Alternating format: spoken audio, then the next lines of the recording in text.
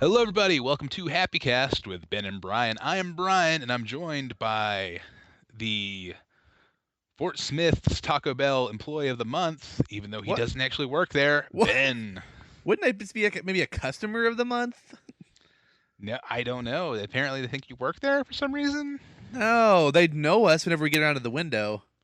You're on But the special customer wall. actually, if anything, it'd be Megan because she's usually driving. Then I can't see their faces and they can't see mine. Oh, so if you walked in there today and ordered at the counter, they wouldn't recognize that they were in the presence of a real Taco Bell legend. Especially not because we go through the drive-through, which is actually a separate building from the main building. What? Yeah, there's not room for a drive-through around the side of it. Wait, there's a separate building from the Taco Bell that's just the drive-through? Yeah, it's a drive-through and I guess the little kitchen inside there. What if they? Okay, wow. So they actually prepare the food in a separate building. No, they have an inside kitchen, I think, for the inside part, but the drive-through is open later, and so it's a separate building in the back that is just the kitchen and the drive-through. There's not room around the side of the building to drive through, so they had to build an entirely separate building for the drive-through. Wow, that's pretty wild. This seems like an odd design choice. I guess it was a necessity somehow. Yeah, probably for the location. Next time you're here, we'll take you by our rare Taco Bell. One of a kind, I bet. What if what if they had like another build? Like I could pitch another idea for that Taco Bell, just a normal Taco Bell building, and then have a parking lot area, and then set up like one of those pneumatic tube systems like at the bank, and they could just like shoot burritos to your car from across the parking lot. Wouldn't that Ah, be a better idea? how would they send you drinks? Very messily. Yes, I don't know how They, well they that would they'd work. send you a poncho first, and then you have to put the poncho on, and then you just hope that the drink doesn't spill. This seems really complicated when the exterior building thing seems to be working pretty well. Okay, well, I only order burritos at Taco Bell, so you have to admit, for delivering a burrito, the pneumatic tube system is pretty solid. Yes, that would be good. I get quesadillas, which are less tube shaped. Yeah, you could like roll it in a tube type But then container. the stuff falls out. Well, let me pitch you this new Taco Bell product, Ben. It's called the Quesarito, half quesadilla, half burrito. Oh, no They burritos. crossbred. I don't want any lettuce in my quesadilla. There's no lettuce on a quesarito. It's Sour cream? rice. Do you like Nope, I don't rice? want. Well, I don't really. I like just boring rice. I don't like rice most of the time. It gets Oh. everywhere. Anti-rice. Right. Ben's going on the record saying that rice isn't boring enough for him. Too What? fancy. I don't like this fancy rice. There's always like flavors on the rice Are you that will are you, mess with the other flavors. are you thinking about like couscous? No, I just don't want my rice flavor to mix with the flavor I already have. Oh, right. I'm sorry. I forgot you were very pro flavor segregation. Yes, I am. Okay, my apologies. I'm sorry we spent so much time at the beginning of the show talking about Taco Bell. That was completely my fault, and I I was about to apologize to ask you if you this was for and the real. listener. This is it. This is the podcast. We're in it, right? We are done. Podcast over. Okay, enough about Taco Bell, Ben. We've talked about Taco Bell on the show plenty. I apologize for bringing it up. We should call the Hey, podcast Talco Bell. I don't. Yeah, take that out of the podcast and write it down. We don't want anybody to steal that idea from us. I'd Oh, be down for that. good idea. I dig that idea very much, sir. The Taco the Bell. But you need to be careful, Ben, because what we really need to focus on is that we're recording this podcast on Friday the 13th. I'm ready. I have my lucky rabbit's foot with me. All these pennies I picked up off the ground, facing up, heads up. So I'm protected from any bad luck coming my way. Have you taken appropriate precautions? No, I don't really see why we need to be worried. All that stuff is just old wives and old husbands' tales.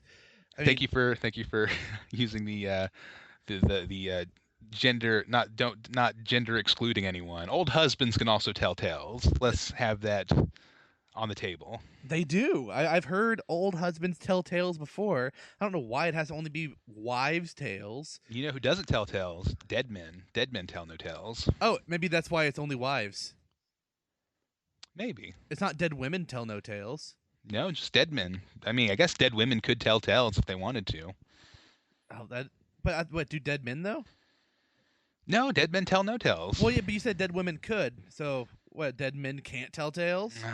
You're right. I'm sorry. I was being sexist, I suppose, that both dead men and dead women could tell tales whether they wanted to or not. It's their preference. They get to make the decision. It's a personal decision, and it's up to them whether or not they want to tell tales.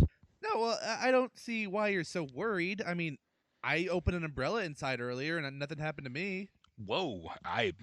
On today of all days, on Friday the 13th. Usually that would be a reckless decision, but today any bad luck thing you do is multiplied by 10fold, Ben. Oh, not even 13-fold? No, that would be too unlucky. So we have Oh, to all right, that's a good scale it point. back a little bit. Well, maybe 7-fold. That's supposed to be a lucky number, I think. No, but Just I don't know. I've got my lucky rabbit's foot. I'll send you the other 4 feet, and that should how many help. feet does it have? The rabbit has Five 4 feet, right? feet? Did I You say said, 4? you said you have one. You're gonna send me the other 4 feet. Oh, I'm sorry. I'll send you the you other have 3. you have the rare 5-footed rabbit of Well, Georgia.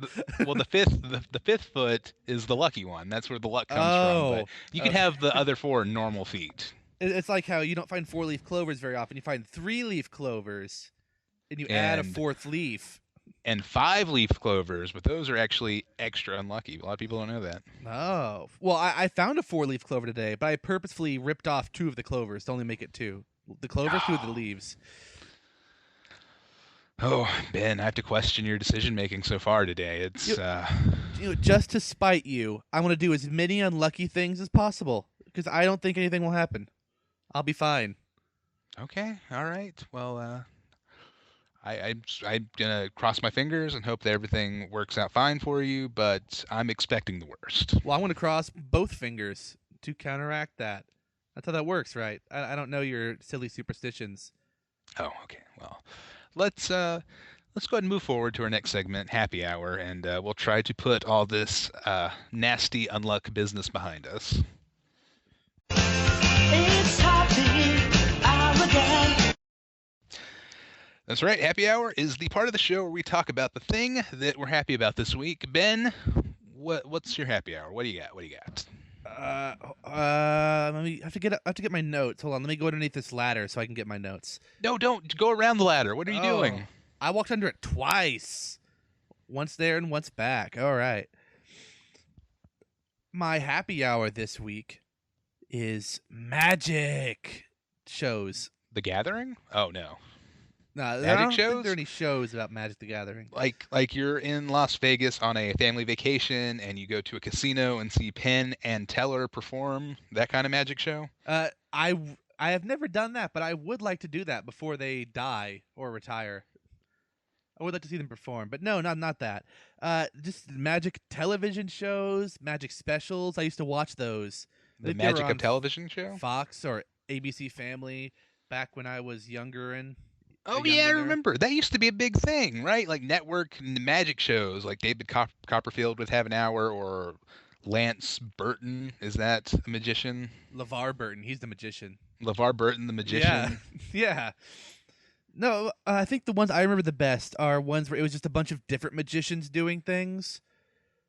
Like a guy doing pickpocket stuff. Some guy would come up there and levitate a lady.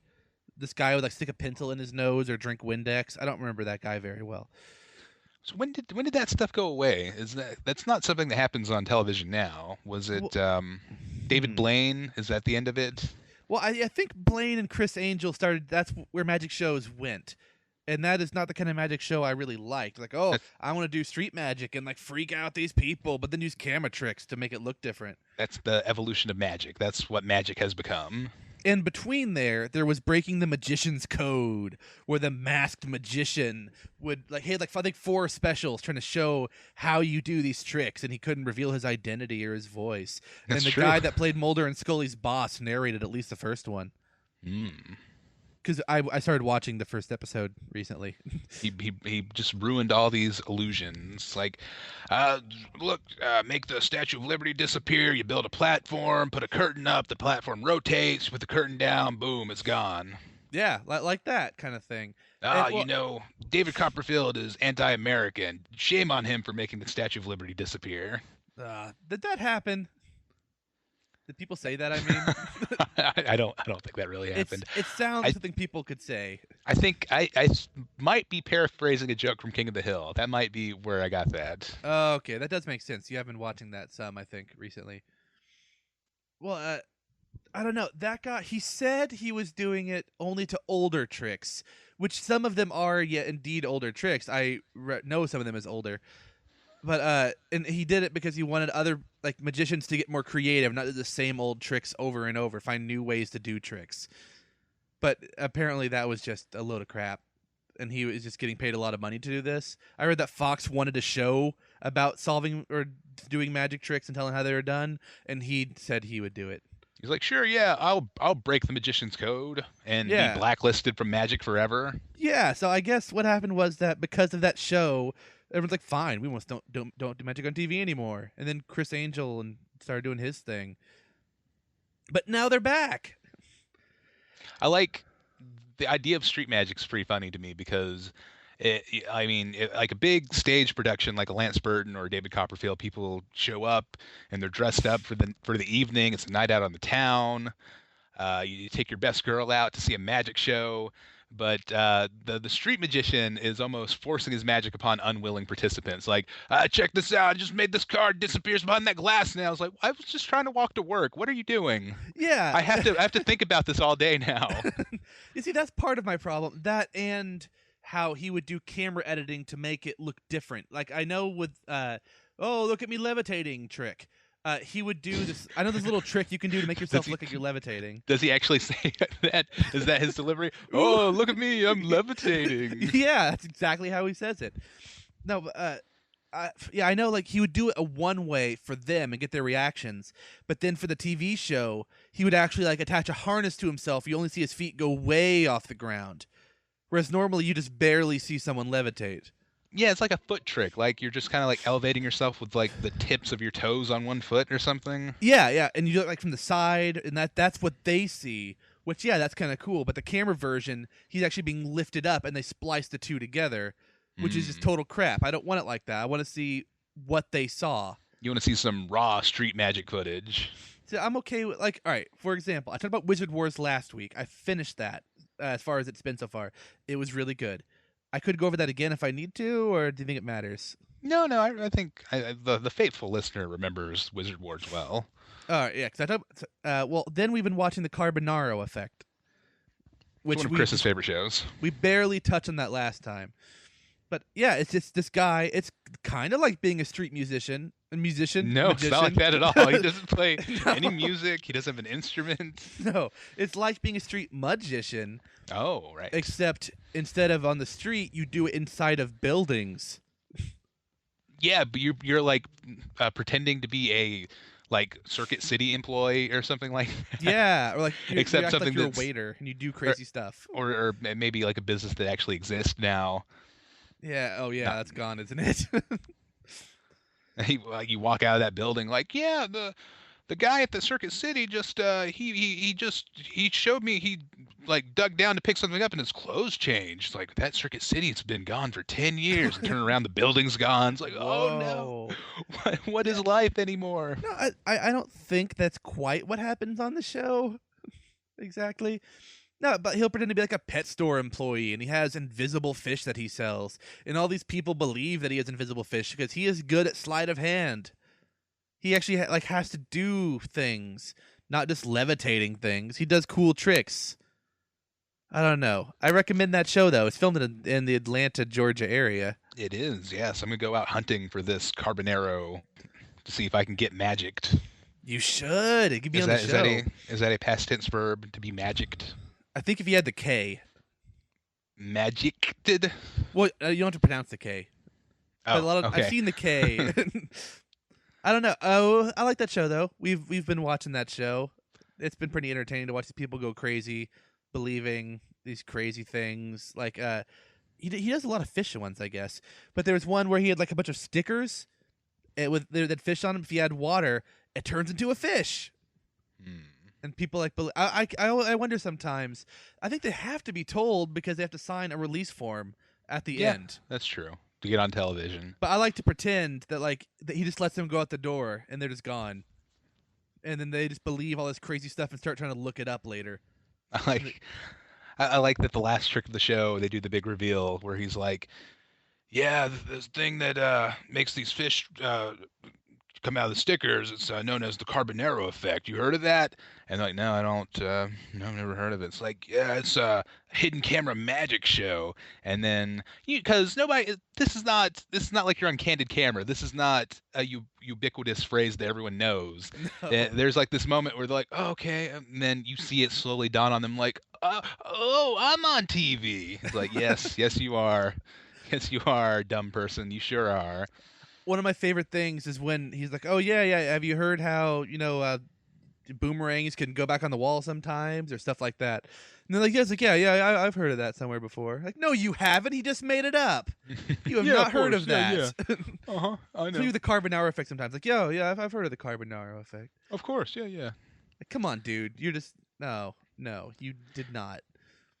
He did this one where he was working at an antique shop and there's like this painted wooden zebra and he puts it in this box and he's packaging it and he goes to carry it, he drops it, he drops the zebra, and like he has the assistant pick it up and like, oh, make sure it's okay, and they open it up and the inside of the box is painted with black and white stripes like a zebra, and the actual statue is just wood. They're like, "What? How does the stripes come off? I don't understand." I don't know. Yeah. It's just frustrating. I get frustrated at the reactions to the magic being performed. Well, what would you say if that happened to you? I'm like, ah, it's a neat trick. You're that Carbonaro guy. No, but if you didn't know about the show in advance. I loved you on Lost. You played Richard Alpert, right? Old No. Nestor He Carbonaro. doesn't even. No, no. I think there was one where he was in a sports store and this lady he couldn't reach a box. She picked it up. It was really light. He pulled a basketball out, and then a bowling ball came out. Hmm. And then she was like, "Whoa, no, no, no, no! How did that happen?" And what he always does, and people keep asking questions, and he'll answer a different question. He'll answer why it happened. Like, oh yeah, they put the basketball in with the bowling balls to make it lighter because that's how physics works, I guess. No, she's Uh-huh. like, no. How did you physically get them both in there? And he's like, oh yeah, they put it in there to make it lighter so it's easier to ship. Yeah, he's a talented improviser. I'll give him that much. It's very entertaining. Yeah, the one problem is I think they occasionally they have to do it for editing, I guess, but they'll stitch together a longer stretch of time into a very short one to make it seem like some of the stuff he did was more miraculous. Like he went into a porta potty and this lady was watching his bike, and then in the edit he appeared almost immediately walking from behind her. And unless he has a twin, there is no way he came out of the porta potty and directly behind her right afterwards. If he had a twin, he would do a lot more twin-based tricks, I would bet. Like a real The Prestige. Well, sometimes I wonder because one time he got locked in a trunk and then he came out of the hotel lobby. Hmm. And so either the guy who was watching it walked away and we didn't see that because it was edited out, or he has a twin and we just aren't informed of that kind of thing. It's a fun show. It's kind of a mindlessly fun way to kill time on a Sunday afternoon. Yeah. So magic shows. That's my happy hour this week. Speaking real quick of the Masked Magician, I remember the last special they did. The big thing they promoted was that he was finally going to reveal his identity, and it was He's going to like reveal himself. it was highly nope, that's not the language they used. It was hotly anticipated, and you get to the end of the show and he takes the mask off, and I don't know what people were expecting. I don't know what I was expecting, but I was like, oh, it's just some guy I've never heard of. Yeah. I guess I thought it was gonna be like the ghost of Houdini or something like that. Like, oh, it's just this guy. It's not like it's David Copperfield or Teller or something. Great Houdini's ghost. It would have been a great twist if it was like Teller's Revenge. He didn't talk at all, so that would work. Did he not? I thought he had like a voice modulator or something. Well, at least in the first one, he never talked. It was like I said, the Mulder and Scully's boss played Okay. the narrator. But maybe in Um, later episodes, he does talk. I don't remember. Maybe. It's been a long time. Yeah. But all right. I'll stop talking about magic shows. What are you happy about this week? Okay, mine is not as universal or broad as yours. Yours was a lot of fun, and I enjoyed talking Whee! about it with you. My happy hour this week is a little bit strange. It's whenever somebody refers to the main character in a work of fiction by the title of the fiction. Oh, Like, you mean like you do? yeah, like I do. I really enjoy that. You know how I do that thing. I really Yeah. like it. I still get a kick out of the first time. One of the first times I played Halo was at my cousin's house on the PC. And it's like, yeah, Halo, for, we've talked about it on the show before. You're the super soldier, the Master Chief, saving the world, whatever. Big ring. There's this big ring that's a weapon. It's not important. Anyway, I sign on the PC and I load up Halo and I go to select his profile and he named his character Halo. What? And it just delighted me to no end. Why? I don't Why know, do you do because it? Not why did it delight you? I don't know, like games used to be simpler, Ben. The main character Mario, The main character of Metroid? Metroid. Metroid. No. Exactly. The main character of Zelda is obviously Zelda. I thought that for a long time. I think my first Zelda profile was named Zelda. Uh, then what are you? I Do you was a get dumb confused kid, when you go to Ben. save the princess also named Zelda? I don't know if I didn't get that far on my first Zelda. Oh, what a coincidence! The princess has the same name as the hero. Weird. Whoa, maybe we're twins with the same name? Oh, but aren't they in love or something? Are they? I don't know the story of Zelda very well. I thought they're. I don't know. I assume they always were, but not like I thought Nintendo have like love scenes. I thought they were just like good friends. Yeah, good friends with benefits. Nope, not Yeah. that at all. So yeah, it's great. Like, you ever see the movie Limitless, Ben? It's pretty dumb and I have entertaining. not. Bradley Cooper plays Limitless, a guy who takes this experimental pill that enables him to use 100% of his brain like normal people, but somehow it makes him magic. What? Do you have any more examples? Like House is named House, Sherlock is named Sherlock, Dexter is Dexter. I do. I have one shorter anecdote that is an example of this that I really just gives me endless joy. Uh, I work with a gentleman. Um, yeah, I won't say his name here on the podcast because I don't want him to be harassed by our thousands of listeners. Oh yes. I want to respect his privacy. But one of my other coworkers like called me over one day, like, "Hey, come over here. This guy here, who does he look like to you?" And I'm thinking, I don't like this game at all. This is No. not. This is a bad idea. People get hurt. You should never tell people they look like Yeah. anyone unless it's Harrison Ford circa 1984. Then it's cool because he's a good-looking guy. It's like, oh yeah, you mean like the most handsome guy? Oh, thanks. That's a really great compliment. But I said, I don't know. He looks like a guy. I don't really. He doesn't look like anyone famous, I don't think. And he says, "No, look at him again. Don't tell me that he doesn't look like Fester from the Addams Family." And I said, "No." What? I'm like, "No, I don't see that at all. Like he has no hair on his head, but that doesn't make him look like Fester from the Addams Family. That seems kind of, I don't know. It seems hurtful. I don't know. It's not Yeah. not a great thing to say." And the guy had he was a good sport. He kind of laughed it off. And then later that day, I kind of saw him, and I walked up to him like, "Yeah, that other guy's crazy. I don't know what he's talking about. If anything, you look like I would say maybe the main character from Breaking Bad, because I like to talk down to people like they don't know who Walter White is. Like you look like maybe the main character from Breaking Bad." And his response to that was like, "Hey man, that's okay. Breaking Bad's one bad dude." And I was like, and I just smiled and walked away. Oh no. 'Cause, yeah, you've done this to me a lot, just talking, but using it like the title. Like, did we talk about Unbreakable earlier? Were you calling Bruce Willis Unbreakable Yeah, as his name? Unbreakable. Yeah, Mr. Unbreakable or just Unbreakable? he's Unbreakable. The main character from Unbreakable. Then come on. Who's the main character of Tron? Well, Jeff Bridges plays Flynn, but I guess you could argue that Tron is the main character. Well, but it's not like the island is a character like Lost. Tron Oh is a man, setting, isn't it? no, Tron is an actual character. Really? Yeah, Tron is a character in Tron, Well, played that doesn't by make sense. Bruce Boxleitner, someone with a crazy name like that. 'Cause I thought the main character was Flynn, not Tron. I guess Flynn is kind of the main character, but Tron, it might be like a Legend of Zelda situation where Tron Oh. is a important character, but he's not the most featured character. Oh, okay. That makes sense then. That is a fun thing to do, though. I have done that before, but I can't think of examples right now because I don't think about it when I do it. I recommend if you haven't tried it at home, go ahead, go out, give it a shot, right back in. Tell us how much fun you had. Yeah, write us your favorite ones. I will give credit where credit is due. This is a little bit derivative of a happy hour that friend of the show Trent sent in back in episode 23, I believe, How do you in what? in which I just pulled the number out of my hat. I don't know. People aren't Oh. going to back and check this. In which he said his happy hour was when people needlessly pluralized things, like I'm going down to the Kroger's.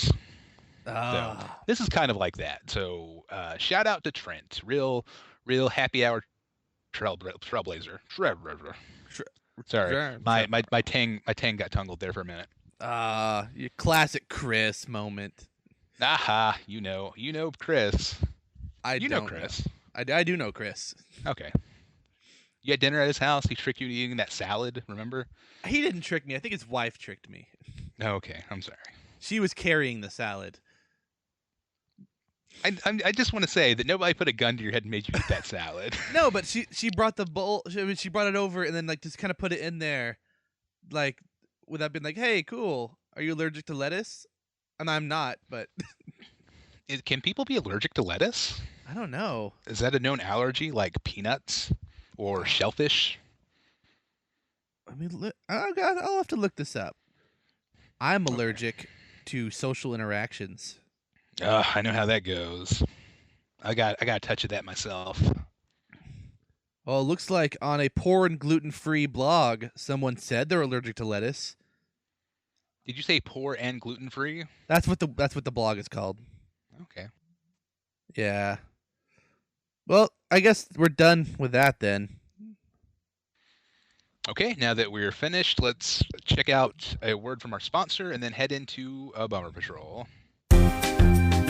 Hey everybody, I'm Brian, and this of course is Ben. Say hello, Ben. Hello, Ben. Classic Ben. And we're the host of the fine audio program that you are currently listening to. We relaunched the show at the beginning of the year with a new format, new formula. We're very excited about it, and feedback has been mostly positive, but there is a small segment of the audience, Ben, believe it or not, that prefer those classic episodes. Say what? I know, it's insane. That's why we're very excited to announce here on the show, for the first time, all 33 original series episodes are available on VHS tape. How much is it? Well, I talked to some analysts, and they said that people would be willing to pay hundreds, if not thousands of dollars. And I said to them, you know what I said, Ben? What'd you say? It's too much. Not for our listeners. We needed to cut them a deal. That's why you can own this beautiful 5 VHS set for the low price of 3 easy installments of $19.99. But still, it's very affordable compared to what it could have been. VHS tapes are not easy to come by these days. Those are antiques. I would pay triple that. Would you pay triple of $19.99? I would pay that triple times. Oh, good, because that is the asking price. So I'm glad to hear it. Good. This 5 VHS set is containing all 33 original episodes. You get the classic ones. You've got The War on Hugs. You've got Detective Fizbiz and the Vicious Earworm. You've got Funkle Brian's Tea Kick. Single zombie looking for parasailing donkey. Podcast she wrote. Shooting the bees. The Pod Padre. Rom Zom Com Tom Bomb Mom. And these are just a few of the several episodes available fully uncut in audio HD for the best sounding that they've ever been. So please give us a call now. Operators are standing by. The number is 77-HAPPY-NONE. And the first 500 people to order will receive this novelty HappyCast talking keychain. Check it out! With that in mind, we send it back to you, Ben and Brian.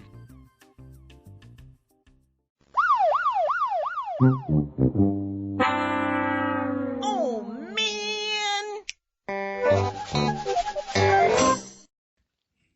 time for Bummer Patrol. It's the part of the show where we talk about the thing that's got us feeling a little bit blue. Ben, you feeling a little bit blue? Feeling a little gloomy? I guess I am. I have to find my notes first. I hid them behind this mirror. Hold on. No, Ben, that's 7 years of bad luck. What are you doing? I told you I don't believe in any of that crap. And nothing's gonna happen to me. I'll break as many mirrors as I need to. Why do you have so many mirrors? Well, I'm podcasting from the Hall of Mirrors right now. Did I not tell you that earlier? No. Oh, I I've meant always to. wanted to go. Is it nice? Yeah, it's pretty fun. Cool. It's a fun house. Well, I mean, now it's full of mirror glass, so it's kind of dangerous. I might have to leave. Shattered glass. Yeah. Yeah, it's just everywhere. Maybe that's why it's a bad idea. I mean, even if you don't believe in the bad luck aspect of breaking mirrors, it just kind of makes a mess to clean up. So don't do it. Yeah, but don't do it. I'll agree with that one. Don't do it. But because of the luck. No, because of the glass. But I have my notes now. So I don't know. I'm at a loss, but I want to go with a specific. All right. So we did a puzzle recently, Megan and I. We did a jigsaw puzzle. Oh, I'm sorry. No, not you. Okay. We bought a puzzle and we did a puzzle. Oh yes, we bought a puzzle. My favorite Matt Damon movie, starring him and Scarlett Johansson, in which they buy a puzzle and I don't know. I'm sorry. Daughter. I'm thinking about We Bought a Zoo. My mistake. Yeah, I'm sorry. Continue. I don't even know what that's about. Well, they buy a zoo. That it? That's Are it. there like I wacky hijinks? Is there drama? No, they just buy a zoo. It's about them going to the bank to get a loan to buy a zoo, and it's just the process in which it takes for somebody to buy a zoo. It's really it's like a tutorial video. It's widely thought to be the worst movie of all time. Yeah, it's like a YouTube tutorial video on how to buy a zoo. Oh, okay. It opens with Matt Damon looking at the camera saying, "Hey, what's up, YouTube? Matt Damon here. I'm going to buy a zoo today. This is what you need. You got to go to the bank." And he kind of just talks about the process. It's probably a bad movie. Like a boring version of the Johnny Knoxville show that he'd had. Yep. My name's Matt Damon, and I'm going to buy a zoo. Wow. Yeah, it's like that. Anyway, we bought a puzzle. It's like a Batman puzzle. It's a bunch of like Batman comics overlaid on top of each other. And it's really cool. We finished it, and we wanted to hang it up and frame it. And I have no idea how to do this. It ended up being way more difficult than I expected, which sounds dumb because it's not difficult. But it's still not even framed. So we got glue, and we found like 3 different kinds of puzzle glue. We went with the one that was in a jigsaw puzzle shaped glue holder because it was cool. But on the other hand, I think a lot of glue is going to get stuck in all the crevices because it is jigsaw puzzle shaped. It does seem impractical. But it looks cool, so we got that one. And we painted that on, or I guess Megan painted that on, technically. I did not want to get glue all over me. And also, there's only one brush, so only one of us can do it at a time. Well, all right. Well, the first step was getting the puzzle off of the table and onto cardboard or newspaper. And that is not easy on an oval table. There are very few straight sides to slide the puzzle off of, and it does not hold together if you start lifting it up. It's not like a sturdy puzzle. So we had to very, very carefully try to put it on the cardboard, and then it kept getting caught on things. We had to redo like a few corners sometimes. We finally got it on there and glued both sides. We had to go by a frame too. There were no frames that were the correct size for the puzzle. Our puzzle's 20 by 27. The biggest frame I think was like 22 by 30, or I think that was the closest one that would make it still fit. So I guess we have to get some kind of like background thing to stick it to, but I don't know how to make sure it's perfectly centered. I'm just not good at that kind of thing. That's my Bummer Patrol, that there were no frames of the correct size. It's a very specific Bummer Patrol. No, but it seems like a problem that would be recurring for people that want to frame a puzzle, frame it for a crime it didn't commit. First, you have to establish an alibi. I recommend doing it on a podcast. Then you get the murder weapon. Well, what would a puzzle really have done forgery, I guess. Sure, yeah, that forgery, Because or maybe puzzles just could look like real paintings. maybe some kind of white collar crime. Maybe the puzzle you frame it for insider trading or embezzlement or something of that nature. Oh, yeah, that could have happened. Puzzles are pretty smart, I think. I think they have Yeah, to be. puzzles are very smart. Yeah, that's true. I'm sorry. It seems like there should be like a specialty puzzle shop or maybe an online Etsy place where they make custom puzzle frames or something of that nature. I just they had like 4 sizes of frames. I don't actually. It probably was more than 4, but they didn't have the exact size we need of 20 by 27. We recently bought a couple more puzzles to do. We finished one already. It's actually kind of cool. It's like a kitchen scene sort of, but no matter which side you look at it from, it still kind of makes sense. Huh. Yeah, I'll try to get a picture of that and show it sometime. It's pretty cool. But Yeah. we also got another puzzle that is also 20 by 27, except sideways. And I don't know what we're going to do with this one. So where do you buy these puzzles? Like, is there like a specialty shop, or do you get them online? Well, there are some we want to get online. We found a bunch of photo mosaic Star Wars puzzles. Like the Darth Vader one, it's just like Darth Vader's head, and there's like light behind him and stuff. Well, the light pieces, with photo mosaics, the picture is made up of a bunch of tiny pictures, but in this case, they're all scenes from the movies. So like all the light pictures are like a bunch of like scenes, and then like the black ones, and there's like an R2 puzzle that you could do, and it's like I think a Yoda, and it's all just like comprised of scenes with that kind of coloring that make it into one puzzle if you put them all together. We want to get those, but the ones we have now, we got I think one at Walmart because they have a puzzle section. We got one at a store called Hastings because they have some cool puzzles sometimes.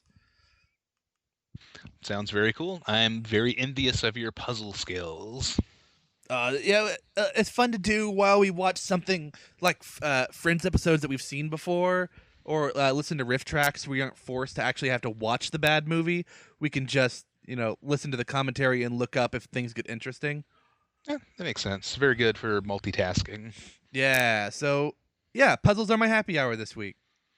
Oh, I remember the last time I did a puzzle. It was on the floor of a hotel in Fort Smith.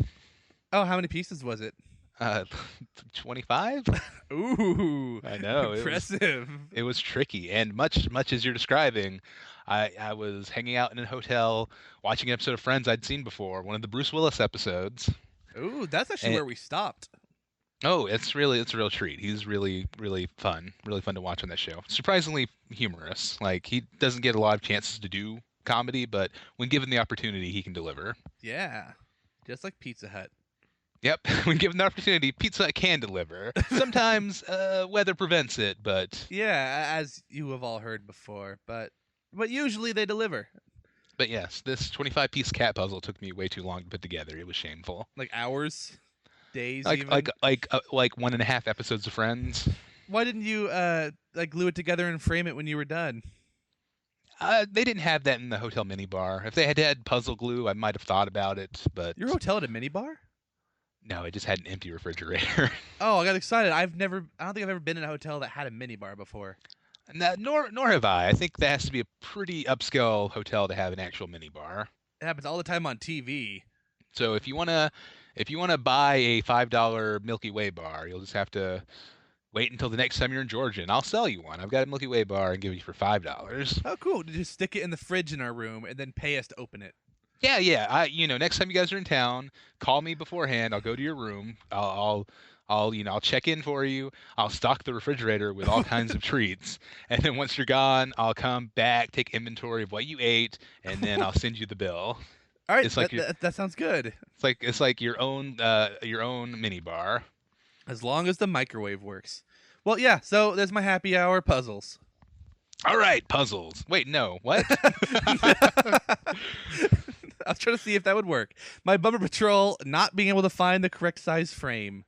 Okay, but you kind of wasted puzzles. That could have been a happy hour at one point. It still will be once we do more puzzles. Okay, my bummer patrol for the Is week. stepping on a crack. If you do so, you will break your mother's back, Ben. Just I know I've stepped on a mini a crack, and I have not gotten a phone call yet. Maybe your mom is just super nice and she doesn't want to make you feel bad for That, stepping on all those cracks. well, maybe my sister stepped on the crack. That is the one that broke it. We don't That's true. know. That's true.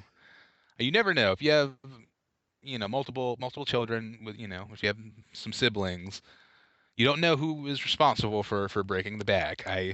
Maybe you'll get called to a family meeting and you're like, well, we're all adults, we're all in our 20s now, but okay.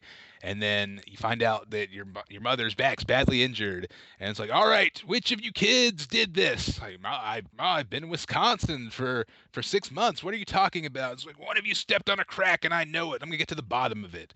And then you have to Columbo the whole situation. Is that how that works? Um, I don't know. I mean, you could be a superstitious Columbo if you want, but it's yeah, you don't have to. Superstitious Columbo. Yeah. Here's the thing. Here's the thing. If you broke the mirror, then how come you knew you had lipstick on your collar? I'm just wondering. I'm just wondering. No, that's I don't. No, no. That's all right. With all the cracks in the world, how are there not more back-related mother injuries or mother-related back injuries? Maybe there are some nonprofit organizations that just go around and repair these cracks with some kind of like that liquid Band-Aid stuff. If you get cut, you can like cover like paint the cut shut with liquid Band-Aid. Maybe they Oh just go across yeah. the globe and they're sealing these cracks on sidewalks with some kind of transparent adhesive or something of that nature. Do you think there are people who hate their mothers enough that they step on every crack they can, and then they're disappointed when nothing happens? Well, sure. I hate to say it, but I'm sure that's the case. Not me. I'm fond of my mother. She's a nice lady, but I'm sure some people would do that. I'm sorry to be distracting you from your bumper patrol this time. We'll No, get back. no, it's fun. My bumper patrol is paper thin this week, so anything Oh, we can do to really that's what pad your it bumper out is patrol fine. is. Yeah, paper. It's so How thin. thin it is. I know. I mean, shouldn't you be able to go buy like thick paper, like You like can. bacon? Oh, See, not bacon that thick. like bacon, you go buy bacon, there's all kinds of options. You've got your low sodium bacon, your maple bacon, your thick cut bacon. Paper should be the same way. Get some low sodium paper, some pre-cooked paper. How much paper are you eating? I'm not eating the paper, I'm using it to take notes. The sodium count on your paper matters when you're right. You don't absorb it through your hands. No, but the ink the ink reacts differently depending on how high the sodium Okay, saturation is. okay, Carbonaro. But my bummer patrol this week is bacon. What? Yes, bacon. Not bacon, but the culture of bacon overhype. People are really jazzed about bacon these days, and I just don't get it. I'm not seeing it. It's a fine breakfast meat. Don't get me wrong, but it seems no better than like a sausage or a fried ham or some other meat you could eat for breakfast. People are kind of bacon crazy, and I don't see it, man. Maybe it's people like me where you don't really like most of the other meats. So you're like, bacon is one of the meats I will eat. It's to my taste, bacon. Bacon is pork belly that's sliced and it's cured. It's very salty. I feel like it would be maybe more efficient for fans of bacon just to get a big salt lick, and then anytime you're craving bacon, just take go at that salt lick for a little bit. It's the same effect. You just end up really thirsty, and you didn't get any nutrients from the interaction. Well, I don't like it when it's too salty. There's a saltiness level where I'm done with the bacon. It can be too salty, but Yeah, it definitely can be. I'm just bacon. I don't hate bacon. I will eat some bacon, Ben, but it's just the fact that anytime I go out, any hamburger I order comes with bacon on it. It just seems unnecessary. Oh, I think that happened when we were there too. The Bacon the Law, I think, was a crime themed cheeseburger that was available. And I'll forgive that because that's just a clever name. So they earned the right to put bacon on it. Well, I put bacon on my quesadillas every time just because I want some meat in there. The chicken is too big of a meat. It counteracts the size of the bites I've been eating, and I guess the texture. I don't know. The little tiny bacon bites seem to work really well and not really conflict too much for me. No, I mean that's fine. I don't want to disparage bacon or make people feel bad for eating it, but You're gonna make the bacon this lobby very angry. I don't want to upset the bacon lobby, but as a maybe this is a uniquely American problem. I don't know. Maybe our UK listeners can let us know what the bacon situation, what's the bacon sitch over in the UK. But that there's this idea of people almost worshiping bacon. Like, let me go to Yeah. Amazon. I'm gonna search for bacon, and let's see what comes up. So bacon culture. Yeah, bacon culture. I'm not a fan. Let's see. What comes up on Amazon? Oh, here is a Mr. Bacon bendable action figure. Yeah, see, like that, or like bacon candles. Yeah, oh, bacon jerky. That's actually bacon jerky is not bad. Isn't that just bacon, but dried? Uh, yeah. If you're a bacon fan, check out bacon jerky.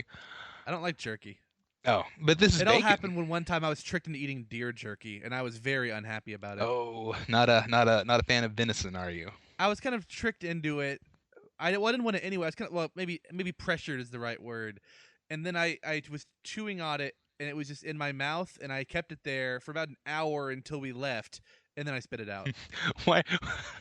How many stories are there in which you eat something that you find displeasurable out of the fear of seeming impolite? Does this happen a A lot? lot, a lot. Apparently happens a lot. I try really hard to not be like impolite or rude about it. But see, the thing was, you might be saying, why not just swallow it? I tried so hard to swallow it, but my throat just physically would not let me swallow that deer jerky. I chewed and chewed and chewed. It just not did not want to go down. The deer jerky that wouldn't go away. Ooh. But a couple more Amazon things. Here's some bacon bandages, some bacon pajama pants. Here's a book called 50 Shades of Bacon. How about baconaise? Yeah, Baconaise, sure. That's an old classic. That's a yeah. People might know what that is. Bacon holiday ornaments, bacon lip balm. I do have one bacon themed item that was given to me as a gift. Ooh, what was it? It is a bacon keychain that sizzles when you squeeze it. That seems funny. Yeah, I I, mean, because I don't have. It's not like I have a room full of bacon things. I needed a keychain. It's kind of cool until I start bumping my leg against things all the time, or if I'm sitting somewhere where that leg is pushed up against something, it will just constantly sizzle. So I have to be really careful about it. yeah, I'm not mad about the bacon keychain. Maybe this bumper patrol. It's more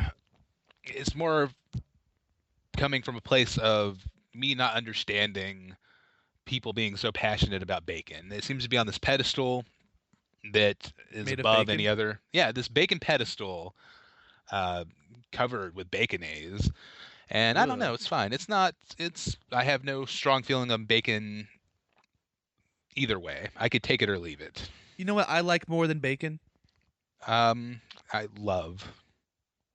Well, yeah, okay. I mean, do you know what? Do you know what meat I like more than bacon? Um, pepperoni. Chicken strips, not legs, Nothing but on the bone. chicken in general. Yeah, I don't like any meats on bones. Think I've gone over that before. It's again texture stuff. Anyway, no, just like the nice like just white meat of a chicken. I like more than bacon. I would not want to mix bacon and chicken. I can't imagine bacon wrapped chicken being tasty. Not a fan of the dark meat on the chicken, like a thigh. No, no, I'm not a fan of most dark meats. I understand what you're saying. It's a different taste. It's a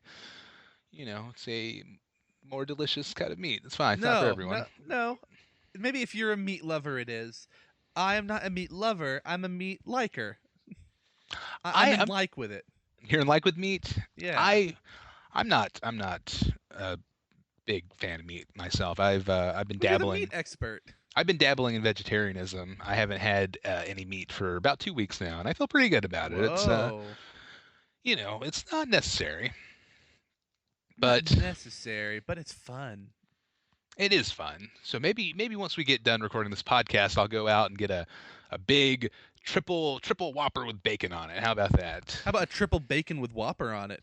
Ooh, like malted milk balls on Yeah, bacon. yeah. Get 3 pieces of bacon and then just wrap that around some Whoppers. Oh man. Oh wait. I've got one. If you were to Oh no. make a oversized Burger King hamburger with malted milk balls on it, it would be a Whopper of a Whopper Whopper, Okay. right? Okay. Yeah. Yeah. That's pretty much. Now, what if you cooked one in an oven and wrapped it in pork belly? You bacon Whopper Whopper. Yeah, I think that's it. Going 2 episodes back. Oh, I really Keep doing word avalanches. I'm grateful for you introducing the concept of word avalanches to the listener and myself. Wait, you say the listener? Yeah, the listener, the one guy that downloads the podcast. Hey, thanks. Yeah, Neil in the UK. Thanks, Neil. All the other people who say they listen are just Neil on different accounts. Yeah, Neil's catfishing us. Oh, Neil is Anne. Neil is Fizbiz. Neil is my sister. Weirdly, yeah, that's the weirdest one. Is he really planted the seeds of that years ago to pretend to be your sister? I Am, don't even know how that works. I'm am I confused married by to the idea Neil? of it. So you married a Neil. That's my favorite reality show. I'm gonna have to talk to Megan about this later. I have to figure out if she is Neil or not. Yeah, just ask her like British things. I'll just Like test her. hey, Megan, when you go into a building like a hospital and has multiple floors, and you get in that little room that takes you to another floor, what's that called? Oh, Yeah. it's a lift. Oh, I mean an elevator. It's like, okay, Oh, God, okay. I'll have her spell certain words like color and See, theater. yeah. Does she add random U's to words where they don't necessarily belong? Yeah, even to our last name. She spells it with a U and after the O. Cub? No, Coeb? not instead of it. Yeah, cow. Well, it's still pronounced cob, like Okay. like in British. They don't. It's not like color instead of color anymore. Hmm. Okay. I'll ask her what she thinks of our system of politics, or if she'd rather have like royalty. Sure. Or how does she feel about the metric system? Yeah. Well, I feel like I prefer the metric system if we had it. So maybe I mean, I'm secretly British. it makes more sense. It's way easier. Let's not put down the metric system here on the podcast. The metric system makes a lot of sense. It does. Although I have heard that sometimes in places like the UK and other places abroad where they use the metric system, they also do use a little bit of imperial occasionally. Okay, I mean they can dabble in imperial if they want, but the Yeah, like metric system we do it backwards. We kind of. dabble in the metric system. And you know what? While we're at it, Celsius over Fahrenheit. It just No, I makes don't like sense. Celsius. 0 is freezing. That's how it should be. Yeah, Celsius also seems harder because you don't have a wider range of temperatures. You'd have to use a lot of decimals. Like there's a bigger difference between 26 and 27 than there is in Fahrenheit. Now I really hope 26 and 27 are reasonable temperatures in Celsius. I Or know else it's actually that's the temperature that water boils in Celsius is 26 degrees. Yeah. no, I just looked it up. No, that's 100 in Celsius anyway. Oh, you're No, right, because that's the beauty of Celsius, is yeah. it's 0 to 100. So Celsius I think works really well for science, but you're only going to be on a very small part of the scale if you're going to do temperature of just life around you.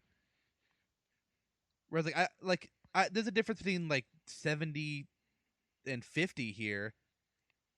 I don't know because 26 is 78.8 degrees in Fahrenheit.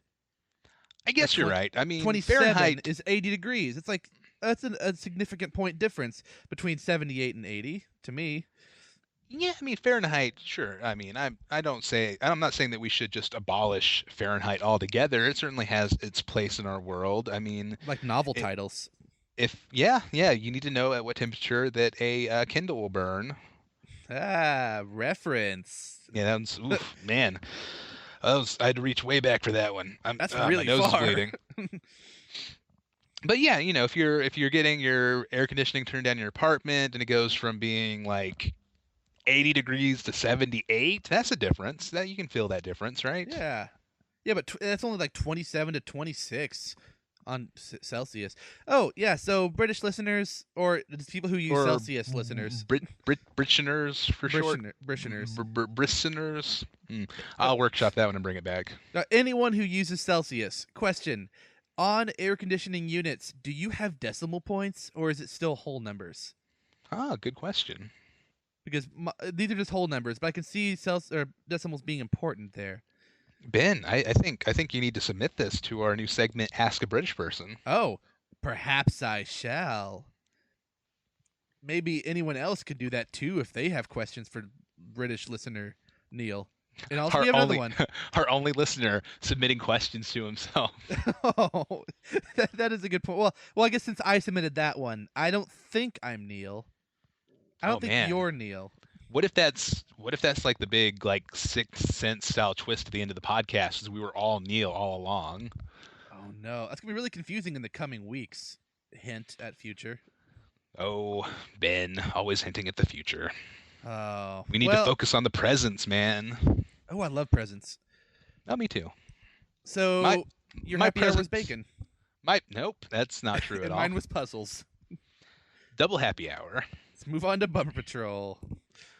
No, let's have a quick word from a guest, and we will pick up with the return of Danger Zone.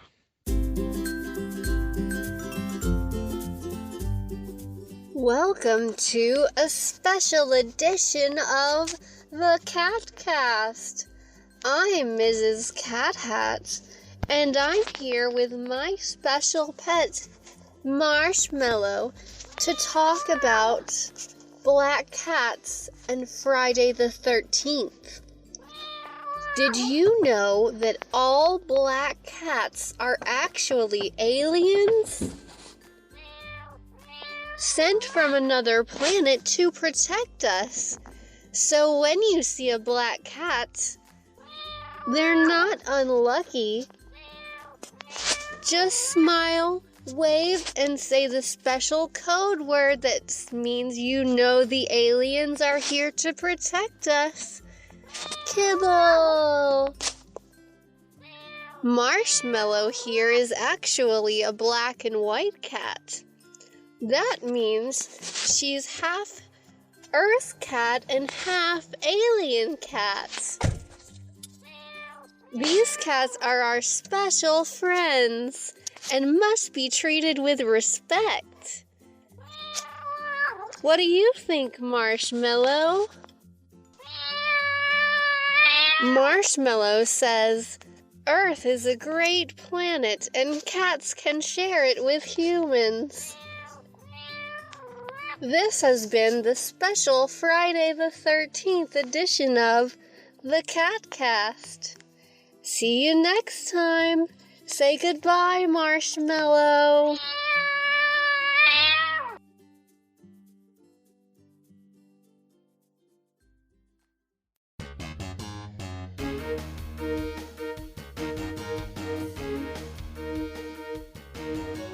All right, welcome to the Danger Zone, listeners. Whoa! You need to clear your throat. Drink some water. Yeah, let me just have some. I'm so sorry. Should we do that again? No, I think we're good. We can just keep with this. I blame your bad luck. That's why I'm having trouble speaking today. Why would it affect you? It's rubbing off. You brought such a colossal amount of bad luck upon yourself that I'm getting some like residual bad luck voodoo off of you. It probably didn't help that I just bought a box of black cats that I've been putting crucifixes on. Yeah, it's just asking for trouble, Ben. No, you can't cross them. So, Danger Zone. It's a little segment we do, talking about fun things that we've done. Yeah. Skydiving. Oh, all the time I do that. All the stuff we've done. No. This is a semi-recurring segment in which I talk about murder apartments or picking up strangers in my vehicle, things you probably shouldn't do. We need to hope that we have as few of these as possible of this segment, because that means we're doing a pretty good job in life, I think, if we're staying out of most of the dangerous situations.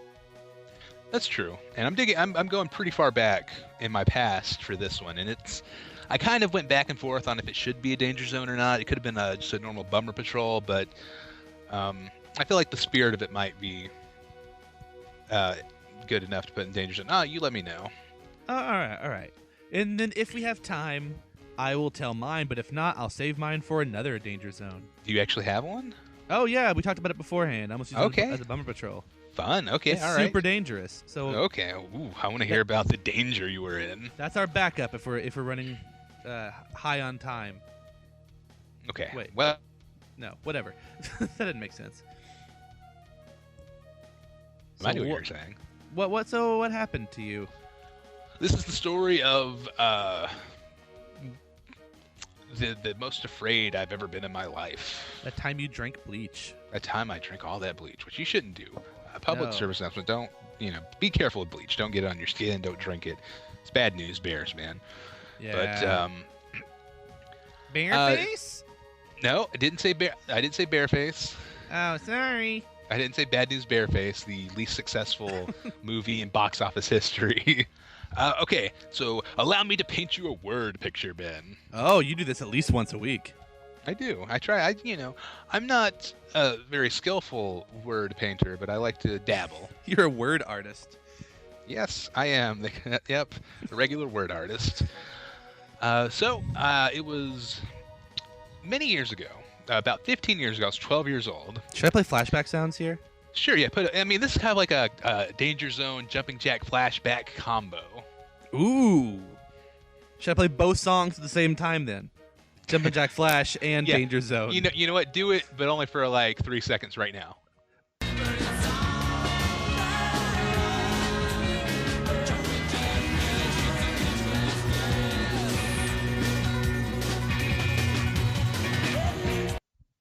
Oh, that was beautiful. I Oh, loved it. yeah.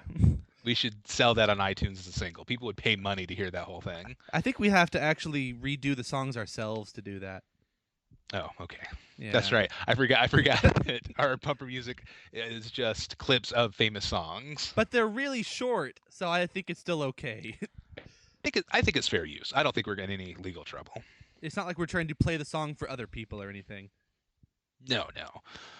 I'm 12 years old, Ben. It's the middle of the summer. It's a warm July evening.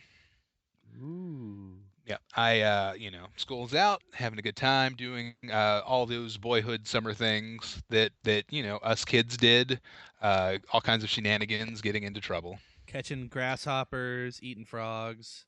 Yep, Swimming in the creek. tricking the other neighborhood kids into painting fences for us, that sort of thing. Yeah, all the classic stuff. I was going to a friend's house a couple streets away to spend the night. We kind of planned this out. I was over there earlier and had come home, and I was like, "Yeah, I'll come back. I'll spend the night. I'll be back." So I walk outside. It's a new moon, pitch black, man, pitch black out there. We don't have any. Yeah, it's a real twilight new moon out there, and it's pitch black. There are no street lights. The street I lived on as a child. For some reason, no street. We just weren't worthy of being able to see at night. Oh. I guess. So it's real dark. It's like 9:30 at night. Nobody's out. It's oddly windy for a summer evening. So I'm like, okay. And looking back, it's kind of weird. Maybe you question why my mother would let me walk, like a mile away to a friend's house by myself, and I'm 12 years old. But even though it was like 15 years ago, the world of 15 years ago was slightly different. Let's just say that. I think even now it's about the same, especially when kids often have phones in their pocket they could use to call if something happens. Yeah. This was before the invention of cell phones. Oh, I know. I mean, but even now you think it'd be even safer because of that. That's true. I didn't have any cell phone. I mean, I didn't either then, but only like crazy wealthy people had cell phones. Like Yeah. Monopoly Man or Richard Branson, that kind of thing. Mr. Peanut. Mr. Peanut, yeah. And I didn't really think about it until now, but he wears a monocle, so I bet he's pretty well off. You know who doesn't wear a monocle? Monopoly Man. What? No way. Yeah, is it Uncle Moneybags or something? Yeah, Uncle Pennybags? I guess it's Moneybags. Yeah, Monopoly Man does not have a monocle, but you would think he would. Yeah, why do I associate him with a monocle? Just because he's that class of rich dude?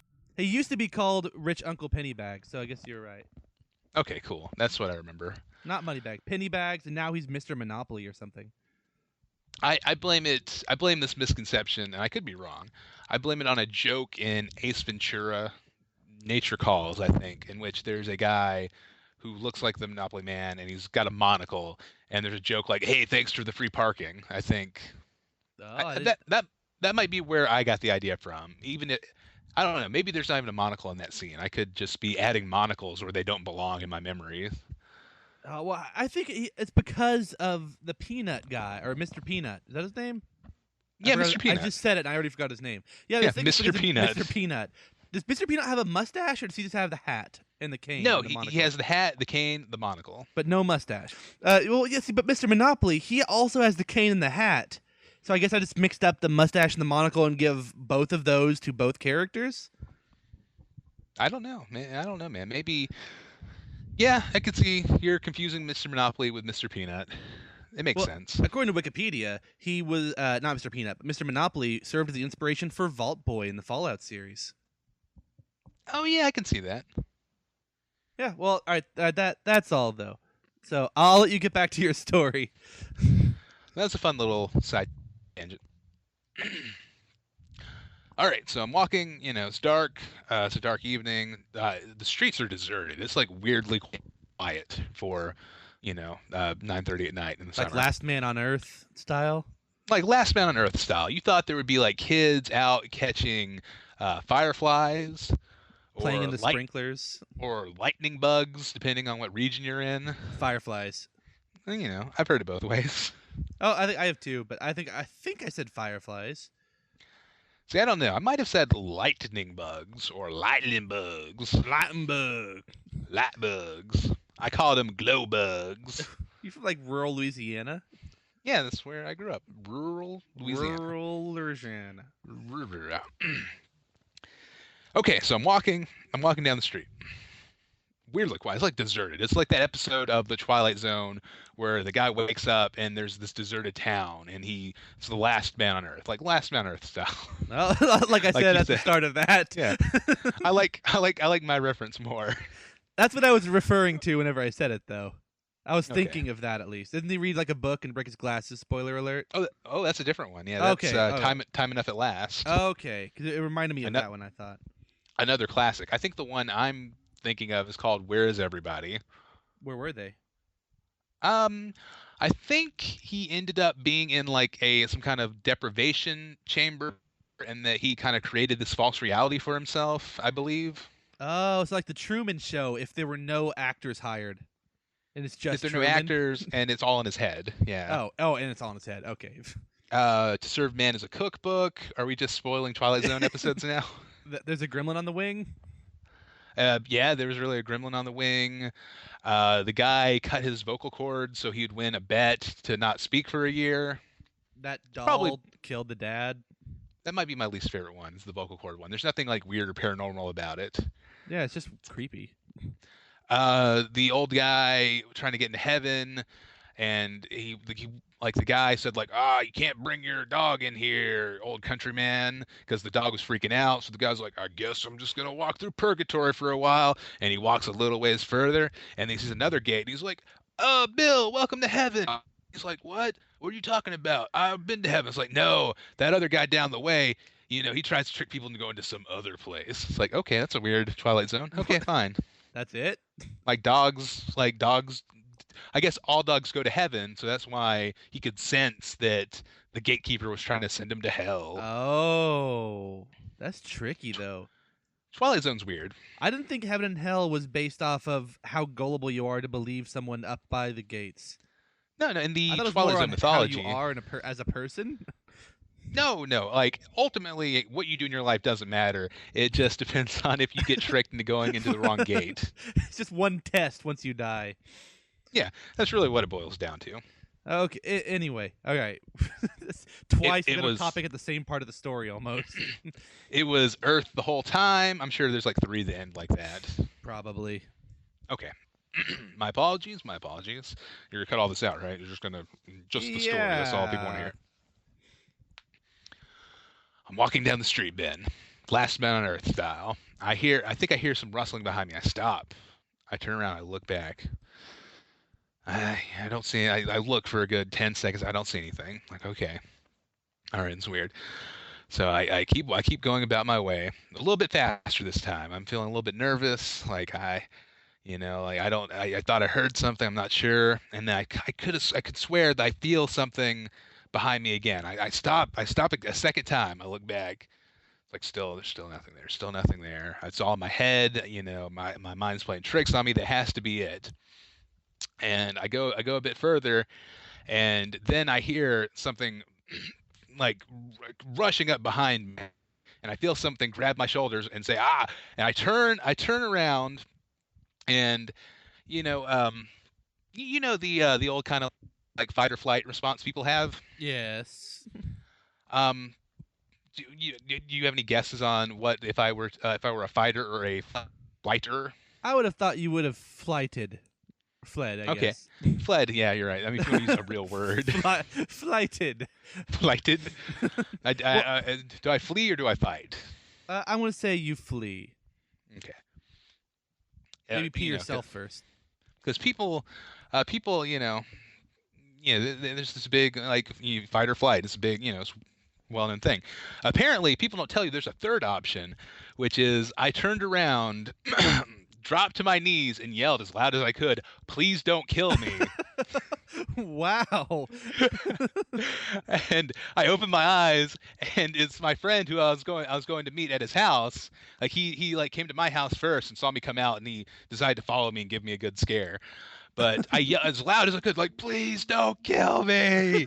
And I looked up. I'm like, oh. I look around, and nobody's coming outside. Like, no, there's no response. Like somebody yelling, "Please don't kill me." It's like, it's fine. Don't worry about it.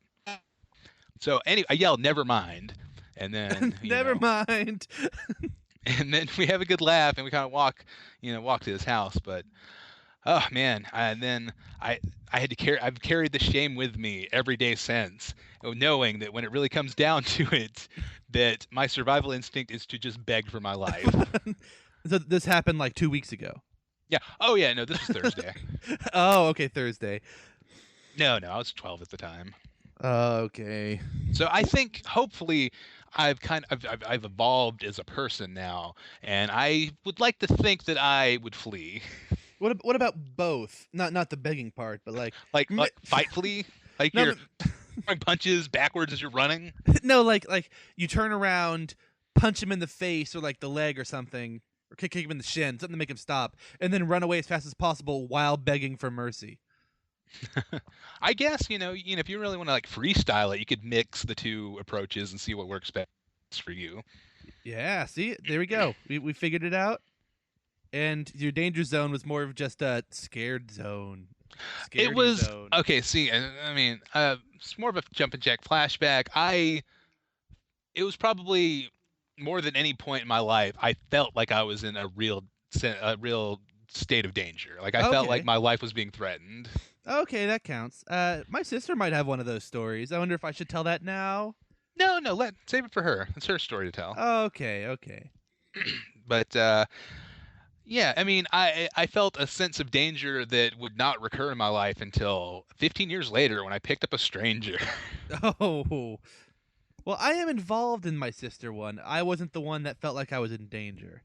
So okay. I'll tell you that one later and maybe save it for when she's here. Okay. Sounds fun. I can't wait to hear it. All right. I think I'll save mine for next time. What? We don't have time for your danger zone? Oh, we've already been like an hour, 15 minutes of actual recording. Okay. We still have to do our fan mail. If you want to deprive the listener of more show, I suppose we should continue forward. I guess I can talk about that time. No, don't spoil it. Don't spoil it. Okay. Most people who follow me on Twitter already know about it. I follow you on Twitter, and I don't know what you're talking about. But I'll go into more intense details. That's what everyone wants about this kind of story. Yes, I agree. I concur, sir. Yeah. Okay, so now that that's behind us, let's go on to listener feedback. Sounds. The mail's here. Oh, great. Thanks. What's this? A letter for me. All right, welcome to listener feedback. If you want to write into the show, feel free. We invite you to email address happycastfeedback@gmail.com. Shoot us a happy hour, bum patrol. Tell us how you feel about the show. Anything. We just want to hear from you. Check us out on Facebook, Twitter. HappyCast.website is where you can find all of our information, our past shows. Check us out on iTunes, leave a review, tell a friend, and I think that's it. Oh, we're all on Instagram. Are we? No, but we could be. Yes, we could be. Just go to HappyCast and see if there's one there. Yes, see if there's already a HappyCast Instagram. That might be us, maybe. Yeah. All right, I'm excited, Ben. This is my favorite part of the show. I always love, hearing these calls and these emails from the listeners. So go ahead, tear into it. Let us know what we got. We have 6 emails. All right, 6 emails. Not bad. Not bad. Yeah. The first one is from Tracy, JZPS. Okay. All right. She says, have been looking through the website and was attracted to your online profile. Tell me what's your opinion of me. Shoot me a text when you are free. And then there's a number. Like 7? Like a number? Well, this is a series of numbers that I think would equal a phone number. I didn't know the HappyCast had an online profile, unless they mean Facebook. Maybe we have to give the opinion of her as a listener? I don't know. It's all very strange. I don't know what to make of this. Well, then she emailed again a few days later. Said I was looking through the internet and liked your online profile. Like people do, looking through the internet. Let me know what's your opinion of mine. If you get bored, text me. And there's a number again. A different number, though. She's got a different phone. This doesn't seem like a normal email. Do we have anything from Neil? Anything from your sister? We have one from Julie. I don't know anybody named Julie. Is Q a Julie? I'm sure we have new listeners. No, she's not a Julie. I know her real name, but I'm not going to disclose that. No, this is from Julie Handring, HGG, either lowercase l or capital I. I'm not looking for a relationship right now. I'm super busy pursuing my goals, and I have not got free time for a permanent relationship, if you know what I mean. Permanent. Hopefully you wanted to. We hopefully could get to know each other a little bit more. Winky face. Here's my text number. Longing for your response. Okay, all right. I see what's going on, Ben. I feel like you might be in our spam folder. Is that what's happening? I don't. We have these emails. I don't know. We have one from Palavoda that has a charity contract we have to respond if we're interested in. A charity contract? I don't. There was no body to the email. It's the opposite of the New Today's emails. I see one here from Bill William Groner. Oh, I don't see that one. Let me repeat. This man's name is Bill William Groner. Bill? Yeah. William Groner. It opens, Dear Sir/Madam, so clearly they're intimately familiar with us. Oh. I saw your email address during the course of my research today. My name is Bill William Groner. My name is Bill William Groner. My wife and I won a lottery jackpot of $50 million in December 2013. Ooh. We're donating the sum of $1 million to 6 lucky individuals all over the world as part of our charity project. And if you receive this email, then you're one of the lucky recipients. And all you have to do is get back to us with your details so we can forward it directly to your bank. Is it both of us or just one of us won this? Well, it's just addressed to Sir/Madam. I don't know who that could be. Oh, now we'll never know. We keep winning the lottery, yet we can never claim the prize. Well, we've never tried. Maybe it's all of my bad luck is actually good. Perhaps. No, wait, that doesn't make any sense at all, Ben. Clearly, breaking all those mirrors and crossing those cats has unleashed us with nothing but spam this week. That's why we don't have any actual feedback. I blame you, sir. What? Well, what about this one I got from Eileen? I'm a 27-year-old chestnut hair, 109 pounds. I'm in fit condition. Nope. Not too bad on the eyes, people say. Not really needing for Mr. America. Just a loving man that will do me as I treat him. Why would anyone write an email in that way? It doesn't make any kind of sense at all. We also have one from Petra that is a different age and weight, but is also not expecting Mr. Universe. I'm glad that people aren't expecting Mr. Universe. Like, who is Mr. Universe these days anyway? I don't know. They always have like the Mrs. Universes. Why isn't there a Mr. Universe?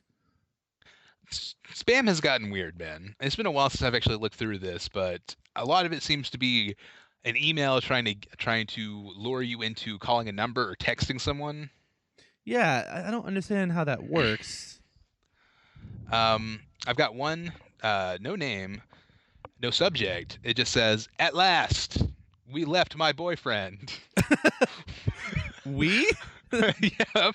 Oh, at last, one word. At last, we left my boyfriend. Line break, new line. So I am single again, line break. Let's talk, line break. Text me, and then there's a phone number. I want to know who the we was. We left my boyfriend. Oh, you know what? It's actually from multiple email addresses, so I don't know what kind of situation this is. Doesn't make any all sense of them did, and they're all looking to be a listener. No, I think maybe these listeners are confused. You're supposed to call in here, not have us call you. Yeah, that is odd. Maybe they got that kind of switched in their mind. I don't know. This one just says, "I have a project proposal for you. We need to talk." That's it. There's no number. There's no further information. Oh, well, thanks a lot, Judy Adelson. Oh, classic Judy Adelson. We used to get a lot of hip-hop ones, like letting me know about like new songs that are out or festivals. Well, you know, it's good to be up to date on the festival scene. The rap festival. I'm sure they're rap festivals. I don't know if they'd call them festivals, though. Maybe galas. Maybe. Well, that's all we have. Should we blame it on the listeners again, or should we blame it on recording on Friday the 13th? Little column A, little column B. I don't know. None of column B, because it's not unlucky. I blame you and your devil may care attitude toward superstition. That's what I blame. Okay. I still don't believe you, but okay. All right. So please, if you guys want to write in, please feel free to do so. You know the contact info. That does it for this Friday the 13th edition of HappyCast. Mwahaha, spooky. That comes out on Monday the 16th. Monday the 16th, the second most unlucky of days. Ooh. So we're at the end of the show, Ben. Time to wrap it up. Put it away in the closet, and then we'll break it out next week when it's time to unwrap a brand new episode of the show. How does that sound? Like a board game. Like a board game. I was actually thinking of like a Christmas gift. Oh, well, then we'll only do it like once a year. Okay, like a board game then. Our new podcast schedule, once a year. Yes. I believe that is our 2014 podcast schedule. Yep. Actually, it was, wasn't it? We didn't do any that year. Oh, was it 2013 or did we have like 2 that year? I think we did 3. Oh, wow. I know. Pretty impressive. This year is looking up. It is. So thank you all for joining us. We appreciate you listening. We hope you've enjoyed it. Until next time, remember, keep happy.